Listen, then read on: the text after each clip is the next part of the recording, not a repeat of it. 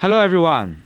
Today, I'll show you how to make a super easy, clean, and practical self-watering planter using a 5-liter water bottle and a gallon pot. Everything's ready.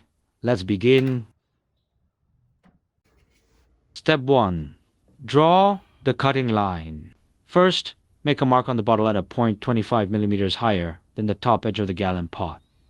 Then, use this mark to draw your cutting line. There are two ways to draw the line accurately. 1. Find a corner, like the one shown in my video. Press the bottle, body and bottom firmly against the wall and the table. Use some books to hold the bottle tightly in place.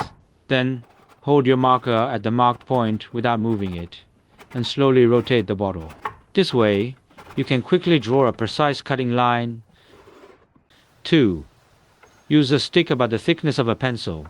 Hold the stick and the marker together firmly, keeping the marker and stick perfectly vertical and the stick parallel to the bottle. Place the marked point on the bottle against the marker tip. Then slowly rotate the bottle. This method also helps you draw an accurate and quick cutting line. Step 2. Cut the bottle. There are two ways to cut the bottle. 1. Lay the bottle sideways on the table. Press the bottom of the bottle firmly against the wooden board on the right, and keep the bottle body tight against the wall in front of you.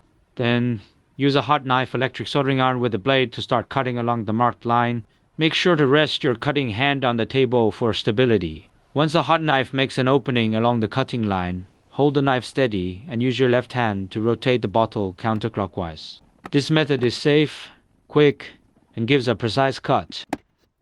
Step 3. Add the cotton cloth and cotton wick to the bottom of the gallon pot. First, lay the cotton cloth flat on a table. Place the gallon pot upside down on it. Trace around the bottom with a pen and cut out a piece of cloth the same size as the base. Next, cut a piece of cotton rope about twice the diameter of the pot opening. Thread the rope through the small hole at the bottom of the pot. One end should hang outside and the other stays inside the pot. Finally, cover the bottom with the cloth you cut out. The cloth helps keep the soil from falling out, and the cotton rope acts like a wick, drawing water from outside the pot into the soil to keep it moist. Now it's time to plant, and this part is super important, so don't skip it.